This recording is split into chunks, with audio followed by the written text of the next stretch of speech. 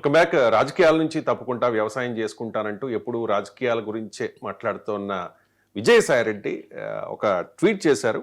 అమ్ముడుపోయిన కోటరీల మధ్య బందీలుగా ఉన్న ఓ ప్రజా నాయకులారా ఆలోచించుకోండి. ట్వీట్ స్క్రీన్ మీద చూపించండి. భవిష్యత్తులో ఇక్కడ మీకు ఏం జరగబోతోందో ఇప్పటికైనా గుర్తించండి.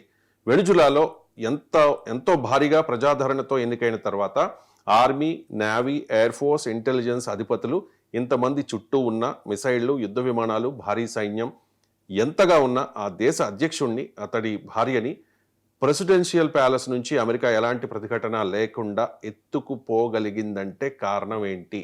వారంతా అమ్ముడు పోవడమే కదా అని చెప్పేసి. సరే, ఎవరిని ఉద్దేశించి పోస్ట్ చేసినట్టు విజయసాయి? ఆంధ్ర మధుర ఎవరు అని చెప్పి మనము చర్చించుకోవాలి. అసలు ఆ ఫస్ట్ పాయింట్ అమ్ముడు పోయింది, ఆ ఫ్యాక్చువల్లీ ఇన్కరెక్ట్ విజయసాయి అని చెప్పేది. అమ్ముడు పోయారేమో అని అనుమానం మొదట్లో వ్యక్తమైన మాట నిజం, కానీ అది ఎక్కడా కన్ఫర్మ్ కాలేదు. ఇప్పుడు తర్వాత అంటే ఇనీషియల్గా మధురను ఎలా కిడ్నాప్ చేశారు, మరి ఎంతో కొంత రెసిస్టెన్స్ ఉండాలి కదా, ఏ రెసిస్టెన్స్ లేకుండా ఎలా కిడ్నాప్ చేయగలిగారు? దాంతో ఆయన ఇన్నర్ కోటరీ ఎవరైనా అమ్ముడు పోయారా, అందరూ ఒక్కరు అమ్ముడు పోయినా సాధ్యం కాదు, అందరూ అమ్ముడు పోయారా అనే అనుమానం వచ్చిన మాట నిజం. కానీ ఆ తర్వాత జరిగిన రెండు పరిణామాలు మనకు తెలుసు. 32 మంది క్యూబన్ ఆఫీసర్స్ చనిపోయారు దాడిలో. అది క్యూబా కూడా ప్రకటించింది నిజమే అని. అంటే మరి అమ్ముడు పోతే వాళ్ళు ఎందుకు చనిపోతారు? 32 మంది వాళ్ళే కాదు, వందలాది మంది వెనుజులా సోల్జర్లు కూడా చనిపోయారు. ఇది వెనుజులా కూడా ధృవీకరించింది. మరి అందరూ అమ్ముడుపోతే వెనుజులా సైనికులు ఎందుకు వందల మంది చనిపోతారు? తర్వాత ఒక సోనిక్ బాంబ్, అంటే ఫోకస్డ్ ఎనర్జీ బాంబ్ అంటారు దీన్ని. ఆ బాంబ్ ఏదైనా అమెరికా ప్రయోగాత్మకంగా వాడిందని, ఇప్పటి వరకు అది బయటికి కంబాట్ ఆపరేషన్లో వాడలేదు. కానీ అమెరికన్ మిలిటరీ ఎక్స్పర్ట్స్ చెప్పేది, రిటైర్డ్ ఎక్స్పర్ట్స్, ఎస్ అమెరికా మిలిటరీ చాలా కాలంగా అలాంటి ప్రయోగం చేస్తుంది అని. ఇది ఏంటంటే సోనిక్ బాంబ్, అంటే ఒక వెనిజులన్ సోల్జర్ కథనం బయటకు వచ్చింది. దాన్ని America white house press secretary retweet చేశారు. అంటే అమెరికా కూడా దాన్ని ధృవీకరిస్తున్నట్టు ఇండైరెక్ట్గా.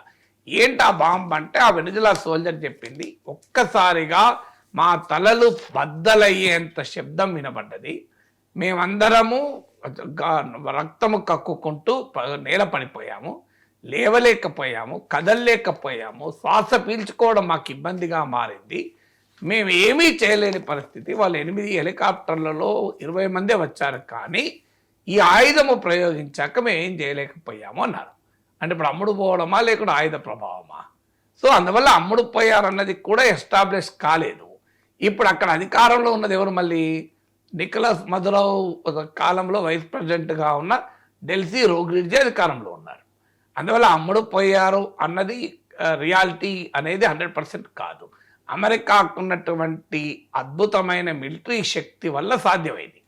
ఇక అయితే ఇన్నర్ సర్కిల్లో మధురో కదలికల్ని సిఐఏకు అందించారు ఎవరో ఒకరు అన్నది నిజం. అక్కడ మాత్రం ఒక వ్యక్తి, ఒకరో ఇద్దరో చాలా కీలక వ్యక్తులు అమ్ముడు పోయి ఉంటారు, దాంట్లో డౌట్ లేదు. సో ఆ కోవర్ట్ ఆపరేషన్ జరిగిన మాట నిజం. ఆ కోవర్ట్ ఆపరేషన్ ఎక్కడైనా ఎప్పుడైనా జరగచ్చు. ఎనీ యుద్ధ క్షేత్రంలో కోవర్ట్లు ఎప్పుడు ఉంటారు. ఇక మీకు అది ఇప్పుడు కాదు, మహాభారతంలో శల్యుడు క్యారెక్టర్ మనం చూడలేదా? సో అందువల్ల ఇక విజయసాయి రెడ్డి వెనుజులా కంపారిజన్ కూడా ఫ్యాక్చువల్లీ కాదు. తర్వాత ఆయన ఎవరిని అంటున్నాడు? జగన్మోహన్ రెడ్డిని ఉద్దేశించే అంటాడు అనేది సహజంగా ఎవరికైనా అభిప్రాయం. ఎందుకంటే ఆయన వైఎస్ఆర్ కాంగ్రెస్ నుంచి వెళ్ళినప్పటి నుంచి జగన్ పైనే దాడి చేస్తున్నాడు.